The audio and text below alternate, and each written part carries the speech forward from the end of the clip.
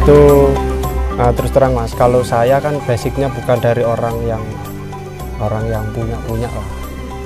Basicnya memang semua dari nol. Sempet dulu nggak punya rumah, orang tua sempet nggak punya rumah, terlilit hutang. Waktu itu tahun sekitaran 93-94 lah. Hutang separah apa Mas? Hutangnya yang mau lilit sama separah apa Mas? Dulu itu 25 juta Mas, tahun itu kan udah wah, kalau sekarang yang ngeri lah Mas, kalau dihitungkan ke sekarang gitu loh. Terus rumah ini, tanah udah dijual, itu pun nggak nutup Mas, buat bayar itu nggak nutup. Akhirnya pergi merantau ke daerah Kepanjen sana biar nggak dicari orang gitu loh, kontrakan habis, bikin bapak sama ibu itu bikin bedengan di bawah jembatan, itu sudah pernah. Jadi maksudnya di bawah jembatan itu hidup di kolong jembatan, nyari kesibukannya. Orang tua sempet jadi pemulung Mas. Sempet jadi pemulung. Kalau sekarang usia saya waktu itu sekitar umur 7 tahun Mas. Nah, kalau sekarang sih temen-temen atau orang-orang bilang nggak makan 3 hari zaman Jepang. Zaman penjajahan saya pernah Mas ngalamin nggak makan. Pernah nggak makan 2 hari, 1 hari itu sudah biasa Mas. Karena penghasilan kan nggak tentu, terus bapak kesibukan juga kayak gitu. Kalau nggak cari barang bekas ya cari belut di sawah itu loh Mas. Habis orang baca itu kan ada cari itu. Terus hari raya Idul Fitri pun nggak berani keluar dari tempat bedeng itu. Terus akhirnya nggak tahu lah, dibukakan jalan usaha ikhtiar, ketemu lagi jalannya, sampai pulang lagi. Tanah yang dulu dijual sama bapak yang di depan itu, yang sekarang didirikan rumah itu ditebus lagi. Ya sambil usaha lah Mas, akhirnya ketemu jalannya. Sebelum sapi kan saya juga udah usaha lain. Oh iya, untuk menampakkan kaki terbebas dari hutang tadi apa Mas dulu Mas? Dulu bapak jualan nekat itu, pulang ke rumah sini, ke rumahnya Mbah, jual itu loh Mas, timbangan yang di warung-warung yang gini-gini itu loh, timbangan beras itu loh, laku 12.000 apa berapa itu dulu. Sama bapak dibuat modal jualan ini palet Mas, kayak tutup panci, tempelan panci itu loh, yang kalian di pasar-pasar kan ada orang bawa ini keliling itu. Akhirnya dari situ bapak mungkin ya juga, kalau menurut saya sih kan orang-orang baik Mas, mungkin situ dikasih rezeki lah sama yang di atas. Saya belajarnya ikut orang dulu Mas, terus pulang itu saya usaha dupa Mas, Saya rasa sebenarnya saya di dupa itu dulu sempet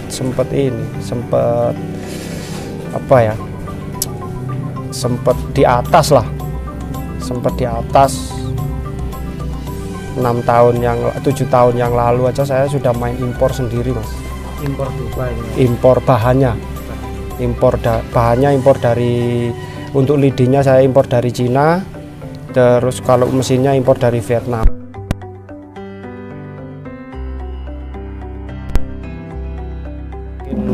Kurang bagus. Apa yang saya dapat dari saya ikut bos dulu, saya terapin lah, bikin kandang kecil-kecilan.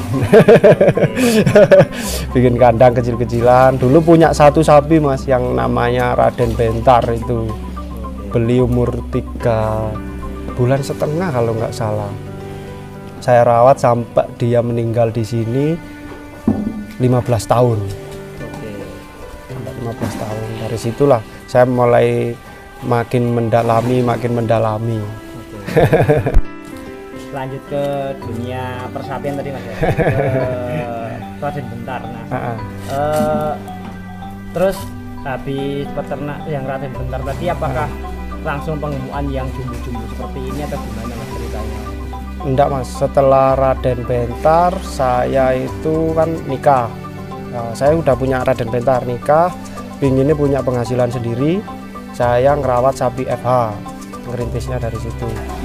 Saya ngerintis sapi FH, pertama 2 ekor, terus meningkat sampai punya indukan 15 ekor, pedetnya 9, limusinnya 3. Itu saya kerjakan sendiri mas, kerjakan sendiri. Bangun jam 3 pagi, saya kan selalu jaga kebersihan. Jam 3 sapi saya mandikan semua, terus habis saya mandikan perah. Jam 6 setor susu, nyombor, jam 9 berangkat ngarit, jam 12 pulang istirahat sebentar, jam 2 start lagi sampai jam 10 malam tiap hari mas, bertahan sampai 4 tahun. Dari situ udah punya hasil dari FH itu ya adalah sedikit-sedikit. Akhirnya kok pingin sing simpel gitu, akhirnya ngerintis sapi penggemukan 3 bulan panen. 3 bulan panen pertama sih ya nggak langsung berhasil mas.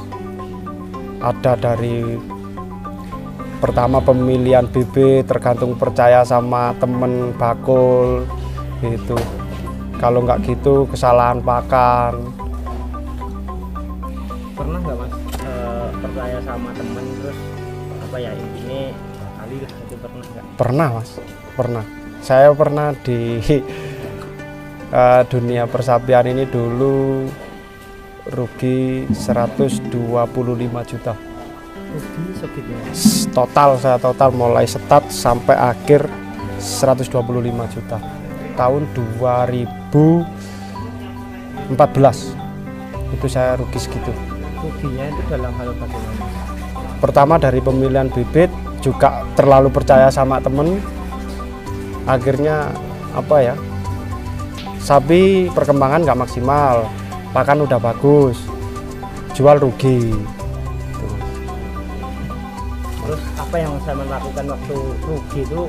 Apakah merasa putus asa atau bagaimana mas? Waktu itu perasaannya bagaimana pas saat rugi? Putus asa ya pastilah mas, putus asa. Namanya juga pemula mas, modal cuma itu aja, sempet kayak stres lah. Akhirnya kesalahan saya kemarin tak buat sinau lah gitu loh, pasone tak kayak sinau. Akhirnya turun sendiri ke petani peternak, nyari bibit sendiri, nyari formula pakan yang pas. Setelah ketemu semuanya, alhamdulillah sih mas, penggemukan 3 bulan panen itu sebenarnya juga menguntungkan. Saya sebelum jumbo-jumbo ini kan berangkatnya memang 3 bulan panen. 3 bulan panen. Saya nggak peduli sapi itu bagus, ganteng apa, pokoknya yang penting rangkanya bagus, posturnya bagus, diisi 3 bulan jual. Gitu. Tadi kan kesalahannya yang sampean bahas di bibit. Kalau pakan ada masalah nggak mas? Pernah mas, pernah ada masalah juga. Kan dulu saya sebelum bikin konsentrat sendiri pakai produk pabrikan. Jangkauannya dari sini ke kota kan lumayan jauh mas. Saya juga nggak pernah pakai ampas tahu atau apa. Kualitasnya naik turun. Akhirnya juga perkembangannya kan ngikut sih mas, naik turun.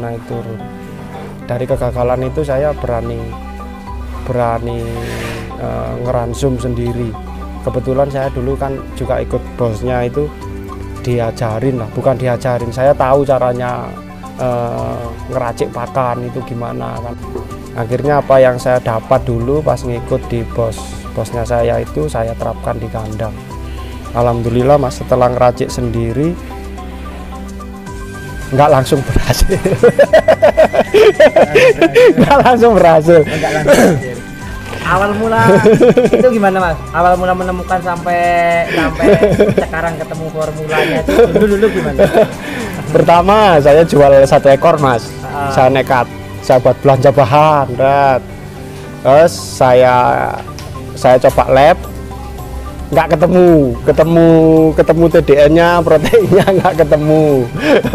ketemu proteinnya, terus TDN-nya nggak ketemu, nggak sinkron gitu loh Mas.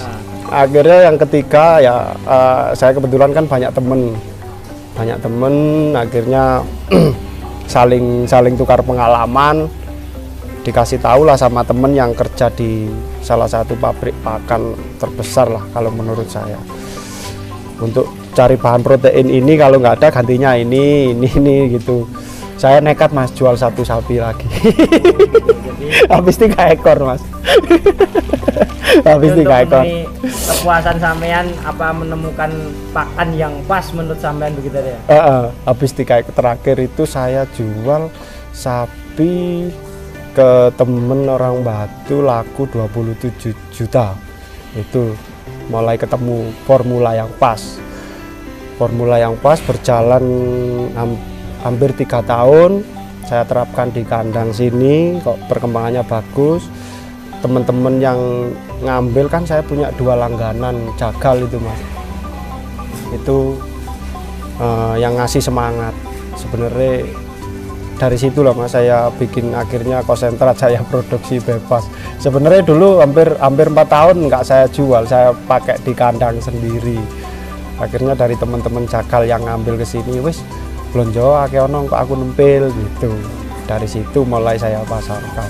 Jadi sekarang konsentrat yang sampean temukan ini sekarang mulai dikomersilkan gitu Mas? Komersilkan, Gimana Mas, kalau jagal itu menurut testimoni jagal bagaimana Mas, konsentrat yang formula yang sampean temukan itu? Katanya lemaknya nggak terlalu dikit, biarpun sapinya nggak glombior gitu Mas, itu dagingnya bagus gitu katanya. Saya sendiri kan yang nggak pernah ngikut ngarkas kan gitu. Oke. Terus Mas Adit, sekarang ini kenapa kok dari penggemukan 3 bulan ini kok mulai berpikir yang jumbo-jumbo? Apakah mengikuti permintaan pasar? Apakah gengsi atau mengikuti gengsi atau apa Mas ini ya? Saya nggak pernah gengsi Mas, jujur saya nggak pernah gengsi. Saya itu apa adanya. Pertama kali saya suka sapi jumbo, sapi ganteng, zamannya gombloh itu loh Mas. itu saya terakhir saya main, sebenarnya bukan terakhir, itu saya masih main penggemukan 3 bulan panen. Saya jual 2 ekor sapi, tak buat ngambil gombloh kan laku 43, tak buat ngambil itu 40. Saya sempat dimarahin sama ibu sama bapak. Jual sapi penggemukan 2 ekor tak belikan gombloh. Alhamdulillah akhirnya gombloh juga lakunya lumayan. Dari situ mulai terpacu Mas. Ini kayak cara perawatan sama, terus biaya pakannya sama, tapi lakunya lumayan. Pelan-pelan mulai bertahap, tapi penggemukan 3 bulan panen juga masih jalan. Akhirnya dari gombloh itu kenal lah temen-temen dari satu ke satu itu. Sekarang mulai digelutin yang jumbo-jumbo. Mas Adit ini kan kita dengar ini Mas Adit, mulai dari awal tadi sampai sekarang udah terkenal lah di medsos, di mana terkenal Mas Adit ini spesialis tembak. Ini prinsipnya Mas Adit gimana sih Mas, atau moto atau prinsipnya gimana sih Mas, atau prinsip hidup lah gitu Mas. Menurut Mas Adit gimana Mas? Kalau prinsip saya itu semua tak jalani apa adanya Mas. Saya nggak gengsi, nggak apa. Yang penting jujur sama orang, tetap rendah hati. Tetap rendah hati. Tetap rendah hati intinya. Soalnya di atas langit masih ada satelit, Mas. Oh, ada satelit ya. Diam-diam satelit itu memperhatikan, Mas. Okay. Waduh, ini luar biasa kisahnya Mas Adit. Nah, terus target ke depan tahun 2003 ini loh, Mas? Untuk targetnya saya sebenarnya untuk persiapan korban sih, Mas, ya. Kalau untuk persiapan korban alhamdulillah udah banyak yang masuk. Teman-teman dari barat, lokalan kemarin juga udah mulai ngasih DP lah, tapi saya belum belanja. Masih belum belanja. Ya mudah-mudahan nanti secepatnya saya mau bangun kandang lagi, Mas. Berarti sampai segitu customernya Mas Adit ini sampai percayanya sampai segitu, Mas, ya, dipercaya begitu ya. Ini sedikit cerita kemarin, Mas, ya. Ada salah satu orang beli ke saya, belum pernah tatap muka, belum apa, ngasih uang, sapi itu nggak saya jual, Mas, tetap dibayar. Saya memang ngasih apa ya, ngasih pelayanan ya semampu saya lah, semampu saya. Saya kira biasa-biasa aja, tapi Pak Hajinya ini bilang pelayanan sampean mantap, Mas. bikin saya puas lah gitu. Terima kasih Pak Haji ya, gitu. Sebenarnya orangnya juga pemain apa ya, pemain sapi tapi di belakang layar. Oke, iya. Ini aku pengen tahu nih, Mas Adit, pengen bisa juga mempunyai sapi-sapi jumbo seharga, waduh, pokoknya sapi satu bisa, sapi biasa itu bisa 3, 4 gitu, Mas. Mas, ini tipsnya apa sih, Mas, ini, Mas, supaya bisa apa ya, ulet sukses begitu? Tipsnya apa sih, Mas? Atau doa lah gitu, atau doa spiritual Mas Adit itu gimana ya, Mas? Boleh cerita, Mas? Saya nggak Mas, apa ya, nggak punya tip, pokoknya semua dijalani dengan ikhlas aja, Mas. Dijalani dengan ikhlas, kalau gagal ya dicoba lagi. Ya kalau ada rezeki saling berbagi gitu aja. Saya lihat gini, Mas, yang semangat itu bukan hanya sampean, tapi anak kandang sampean, pegawai kandang kayaknya itu total banget itu ngerawat kayak sapinya sendiri. Apakah sapinya anak kandang atau sapinya siapa, atau sama ngerumat mas-mas atau bapak ini bagaimana sih, Mas, tipsnya supaya rekan kerja kita tetap semangat itu, Mas? Ya apa bisa ditanyakan, Mas, saya di sini nggak ada yang tak beda-bedakan, semua saya anggap keluarga sendiri. Apa yang misalkan kita makan, Mas, ya saya makan, saya nggak pernah beda-bedakan. Apa yang saya makan ya yuk makan bareng-bareng gitu. Terus kalau ada rezeki ya dibagi-bagi gitu, Mas. Sebelum mereka teman-teman yang ngerjakan kan sudah saya kerjakan dulu. Jadi saya ngasih arahan itu enak. Oh gini loh, caranya simple, caranya biar sapi nyaman kan gitu. Jadi apa yang saya kerjakan dulu, teman-teman lihat kan nanti tahu, Mas. Nggak usah orang kerja itu, kalau kita ngerjakan dari hati atau ngerjakannya bener, ngasih contohnya bener, ya insya Allah nanti teman-teman ngikutinya juga bener. Kalau masalah gaji nomor sekian, Mas. Tapi nggak kalah sama UMR loh, Mas. Ini UMR ya, mentanya UMR nih. UMR kabupaten tapi. Ini, Mas, banyak yang tanya gini, Mas Adit Pegunungan Farm itu selain apa namanya usaha di sapi, apa sih, Mas Harmasi, apa sih usahanya kok jos banget gitu? Boleh nggak sih, Mas, kasih bocoran apa usaha lainnya? Juragan tokel atau apa? Ya ada lah, Mas, beberapa usaha. Kebun ya? Ya, kebun ada.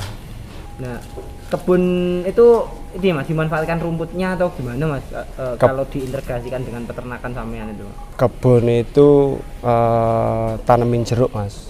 tanemin jeruk, terus di yang kosong-kosong dikasih rumput. Ya alhamdulillah Mas, dulu nggak punya apa-apa, sekarang hampir sama lah dengan teman-teman gitu aja. Apa saja Mas yang sudah didapat dari sapi ini Mas? Supaya ini loh teman-teman terutama pemula-pemula seperti kita ini semangat. Apa saja sih, katanya kan gini Mas, rumah sapi ini rugi dan sebagainya ketika harga anjlok seperti ini, apalagi gitu Mas. Ini apa sih Mas yang sampean dapat dari peternak sapi? Pertama sih untuk dari sapi ini kepuasan. Nah, kedua ya materi Mas. Ya alhamdulillah lah. Saya bukannya menunjukkan saya bisa beli apa-apa, memang saya dari sapi ini udah bisa beli beberapa lahan tanah. Mobil. Iya, pokoknya bersyukur aja Mas. Bukannya riak Mas, cuman menunjukkan ini kan untuk buat semangat aja teman-teman supaya hari ini kan banyak yang kendor Mas di rumah sapi itu. Iya, katanya pasaran turun kan gitu, jadi harga sapi anjlok. Jangan bingung Mas, kalau harga sapi anjlok sih kita mainnya di pakan aja gitu aja. Kalau saya dulu gitu, waktu penggemukan 3 bulan panen, pasaran anjlok, pakannya saya robah, nggak terlalu bagus, nggak terlalu jelek, sementara ngikutin pasar biar sapi kenyang dulu, BB-nya nggak turun. Pengeluaran kan otomatis kalau comborannya biasa-biasa otomatis nggak terlalu banyak sih Mas, untuk biar BB-nya standar aja dulu. Nanti pas waktu di momen-momen bagus, comborannya atau pakannya digenjot, nanti hitung-hitungannya sama. Oh gitu, tipsnya untuk menghadapi harga yang turun gitu ya Pak? Harga yang turun kadang orang tergesa-gesa Mas, jadi hitungannya malah rugi kan gitu. Wah sapi mudun ya apa iki pakane anune ini kan gitu. Oh gitu, oke. Oke Mas Adit, pesan lagi nih buat teman-teman Mas Adit supaya tetap semangat. Kata-kata dari Mas Adit ini. Kata-katanya wani perih Mas. Oh gitu. Wani perih. Wani perih.